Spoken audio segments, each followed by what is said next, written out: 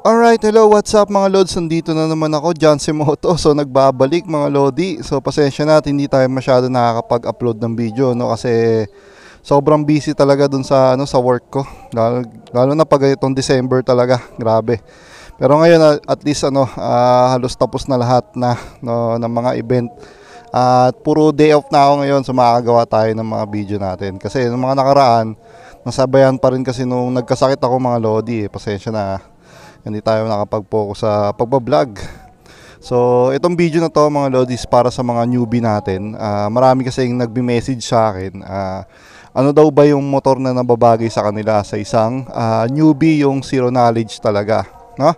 So kung may advice kayo mga lods, comment nyo lang dyan sa ating comment section, no? Lalo na kung may nakaligtaan akong sabihin na dapat sabihin, so comment nyo lang dyan.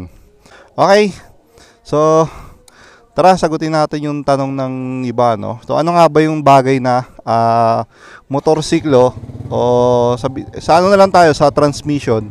Kasi pag motorsiklo, napakadaming type ng motor o ang daming brand, no? So doon na lang tayo sa transmission, yun na lang sabihin natin, anong motorcycle transmission yun nababagay sa isang newbie talaga. Okay ba? So ayun, itong gamit ko mga lodi is a full manual motorcycle transmission. So isa-isahin muna natin yung transmission. So itong manual mga lodi, para mapagana mo to o mapandar mo to, meron kang tatlong kailangan. So syempre number 1 is yung throttle, ito, yan. Next is yung clutch, ito, yung nasa kaliwang kamay ko, ito. Hindi po ito preno mga lods, ito ay clutch. Yan. Ito yung nagbubukas o nag-o-open dun sa mga gearing para pumasok sa isang gear. So next naman is yung cambio. Ayun. So yan ang tatlong kailangan para mapaandar mo itong full manual motorcycle. So next naman meron tayong isang transmission na automatic. So ayun, nakikita nyo yung NMAX doon. Yan.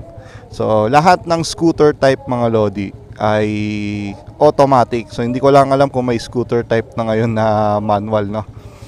Yan yung mga scooter. Yan. Ang kailangan mo doon para mapaandar mo yung automatic, so isa lang is throttle. Ito. Yan. Ito lang yon, pipiga-piga ka lang doon. So imagine, no, ang layo ng pagkakaiba, no? Tatlo dito sa full manual, isa lang doon sa automatic. So syempre meron pa isa, yung nasa gitna, yung semi-automatic o semi-manual na tinatawag. So para mapaandar mo yon, ang kailangan mo lang is throttle at saka cambio. So wala yung clutch, 'di ba? Dalawa yung kailangan mo doon. So nandun ka sa gitna, no? Pagitan ng automatic tsaka manual, kaya nga siya tinawag na semi, no? Semi-automatic tsaka semi-manual. So ito yung mga XRM, yan, Honda Wave, yan yung mga XRM yan yung mga semi-automatic, semi-manual na motorcycle transmission. Nabubulol pa nga. Okay, so ano nga ba yung bagay sa isang newbie? Sa akin kasi mga lodi, dalawa kasi yung uri ng newbie para sa akin dito sa pagmomotor. So number one na newbie na tinatawag, yung zero knowledge ka talaga sa kalsada. Ito yung hindi ka marunong magpa-andar ng sasakyan. Ayan, syempre sa motor, yun na nga, newbie ka Yan. Tipong siguro bike lang ang kaya mong gamitin. Yan. So yun yung isang uri sa akin ng newbie. Yun talagang zero knowledge talaga sa kalsada. So next naman is meron kasing newbie na bago lang sa pagmomotor pero nagda-drive na ng sasakyan, mga ganyan, marunong na sa kalsada, alam na yung mga distansya ng mga sasakyan. Ayun. So yun na nga. Bandi tayo kasi paparada din si kuya. Ito ata yung gumagawa ng Ay. So ayun na nga, no. So ang tanong kasi doon, saan ka doon, no? Newbie ka na zero knowledge talaga o newbie ka na mga lodi, or newbie ka na marunong ka na magpaandar o marunong ka na sa kalsada? So game, dun muna tayo sa newbie na zero knowledge talaga. So okay lang mga lods, so under na tayo at nagsisimula na yung simba eh. Baka hindi nyo ako masyado marinig. Let's go. So nga pala, ang biyahe ko ngayon is may bibilin lang ako. Bibilan ko muna yung sarili ko ng regalo mga lodi. So kailangan wag nyong kakalimutan yung sarili nyo para nararamdaman nyo naman yung sahod nyo, no? Bilan nyo lagi yung sarili nyo na regalo.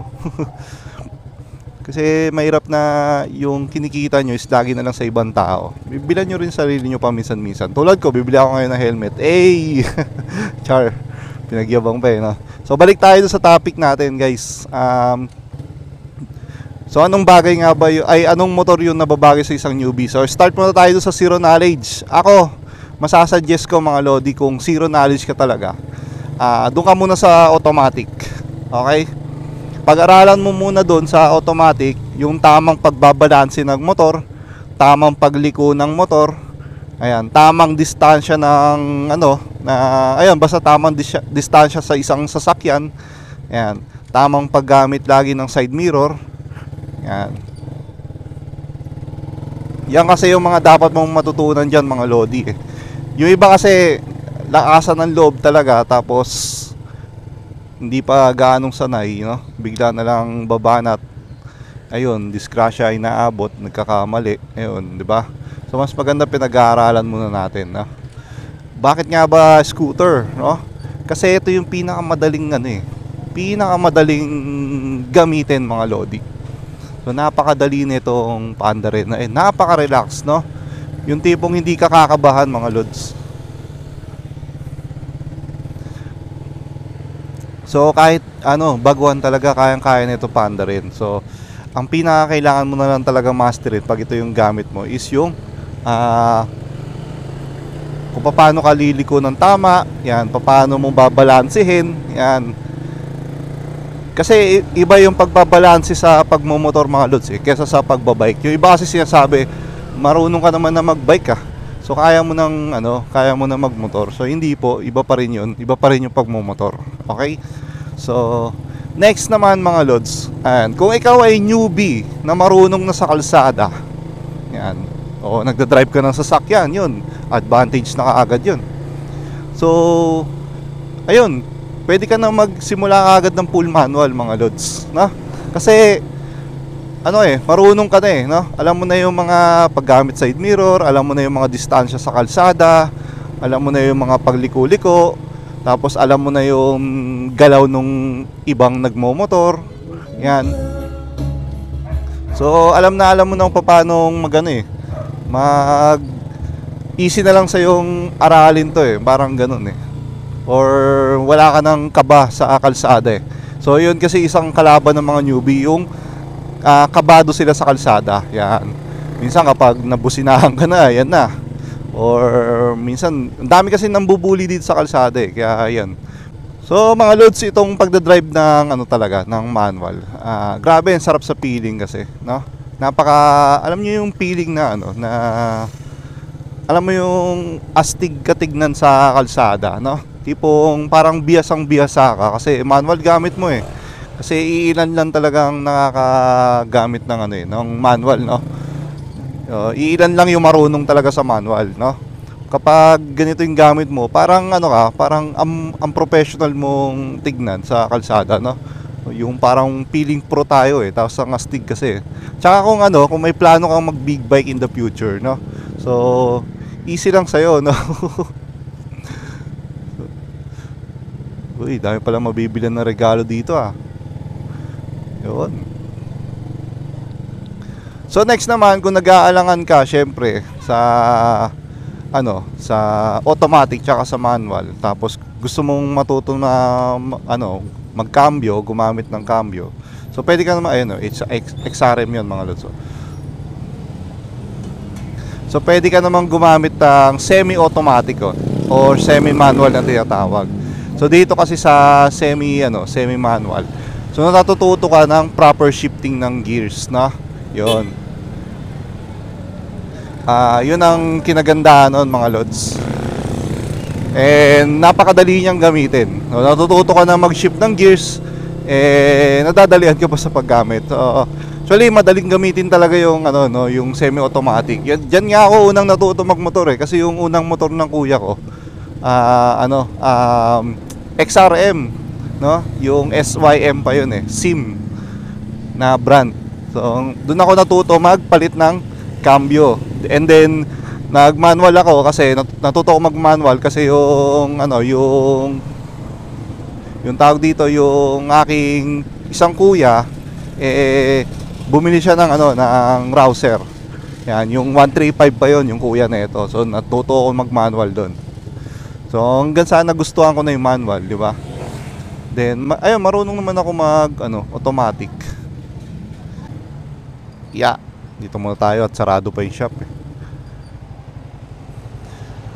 So ano nga ba yung bagay talaga ng motor para sa newbie, no? So ulitin ko lang, so kung ikaw ay zero knowledge talaga, so ang masasuggest ko sa'yo is mag-scooter ka muna or yung semi-automatic. Pero kung ikaw is medyo advanced na yung skill mo sa kalsada pero first time mong magmo-motor, so kung ako sa'yo, magma-manual ako, no? Pero hindi naman porket zero knowledge ka mga lodis, hindi ka na pwede mag-start dito sa manual. So mas maganda na nag-start tayo sa manual mga lods kasi alam mo yon, yung marunong ka na kaagad sa pinakamahirap. Tapos kapag gusto mo mag-upgrade o magpapalit ka ng motor, so lahat ng transmission kaya mo na, no? Yung iba kasi naka-automatic sa simula, tapos kapag mag-upgrade na sila, so automatic lang yung nila, no? Aaral pa sila ulit. So yun, pinaka ma-advise ko sa iyo lods, ikaw kasi ang nakakaalam ng skills mo. So kailangan alamin mo muna sa sarili mo kung kaya mo, kung past learner ka ba, no? So naaaral naman 'to no. So yun lang mga lodi, no. Pero ako masasuggest ko talaga kahit zero knowledge ka, go ka sa manual, no? Kasi kung sakali man na alam mo na 'to tapos nag-change ka ng plan, automatic, so madali na lang yon. At least alam mo na kaagad aralin tong manual. Okay mga lods, so yun lang mga lodi, no. So gawa tayo ulit sa susunod ng video na makakagawa na tayo niyan kasi marami na tayong free time. Pasensya na talaga kasi ayun nga, na-busy lang tayo tapos nagkasakit pa ako. So yun, salamat ng marami mga lodi sa patuloy na sumusuporta sa aking channel, no. Yun lang, ride safe always mga lodi. So bye bye and peace out.